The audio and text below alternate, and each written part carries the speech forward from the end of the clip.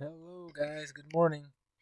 I'm sure you had a great time doing your tests the last couple of days. I'm going to try to get those graded and back to you in the next few days, and then we'll talk about doing test corrections when that comes. But for now, we're going to go ahead and move on and start the next chapter. So the chapter 10, interestingly enough, is titled More Trig Functions. So you couldn't get enough trig functions in the last section, so now we're going to do more of them. The main difference here is that we're going to focus on doing trig functions in radian measure and talk about some of the implications of that, and then just reinforce a lot of the same skills. So if there were some skills that you're like, I don't know if I totally got that in chapter 9, well, you're in luck. You get a whole nother chapter to keep practicing them. But first, we need to talk about a new way of measuring angles. In geometry and all of your life leading up to now, you've always measured angles using degree measure. And a degree is essentially 1/360th of a circle, right? Really tiny measure. But just like any other dimension that you've measured in your life, there are different ways of measuring it, different units. For example, you might measure your height in feet and say you're 6 feet 1 inches, or maybe you say 73 inches, but that's the same unit. Or if you were from many countries outside of the US, you might say you were 1.74 meters, or whatever that would be in meters. But meters and feet are two different units that measure the same dimension of length. In the same way, angles can be measured using different units. We've been using degrees. Now we're going to learn about what a radian is. So a radian, as you can see, it's defined right here. A radian is the measure of a central angle that intercepts an arc length equal to the radius of the circle. So what does that mean visually? It's a little confusing maybe to read that. So let's look at a circle, roughly. There's my circle drawing skills. And the idea is we have a central angle that intersects a segment of the arc length of the circle that is equal to the radius. So if there's the center of our circle, here's the radius, right? What we're saying is we want to take an angle of rotation here, essentially, where the amount of circle that I sweep out, this arc length right here, is equal to the radius.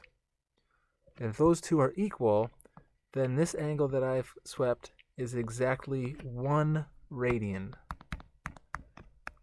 So you can see it's much larger than a degree. We'll find out later it's somewhere around 57 degrees. But it's much larger than a degree, and it allows us to measure angles of rotation, especially when we start talking about very large angles of rotation with much smaller numbers, right? It's a little bit cumbersome working with 360 degrees when we could use maybe just a few radians, right? So that's the idea.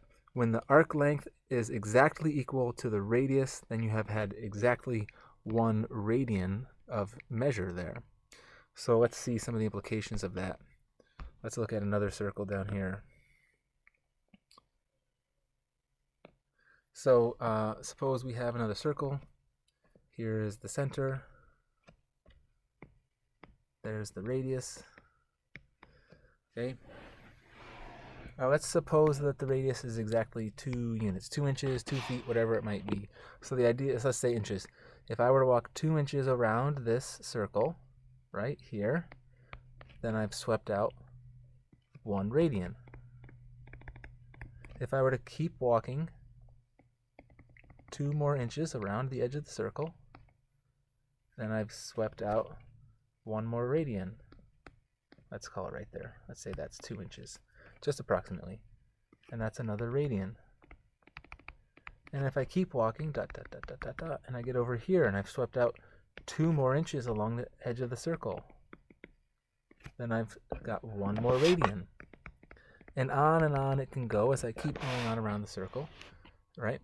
And if just we look in this particular example, what we see is that this would be a total arc length of 6 inches.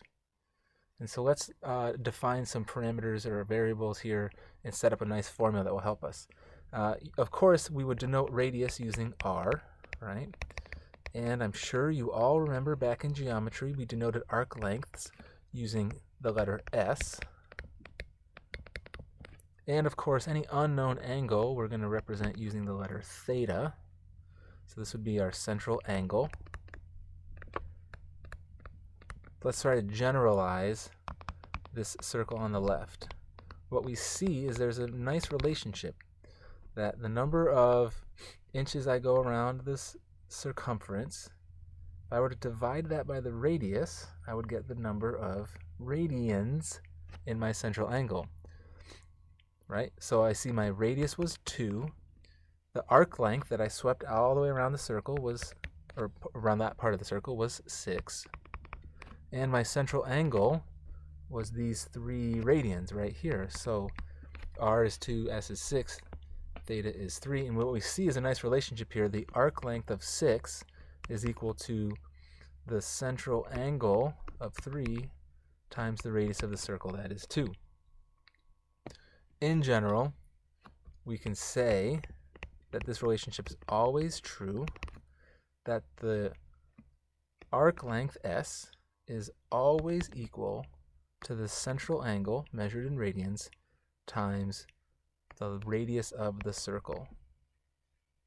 Okay, and that formula feels like it's kind of coming out of nowhere, but it's an important one for us to memorize, and we'll see the implications of it here in the next video.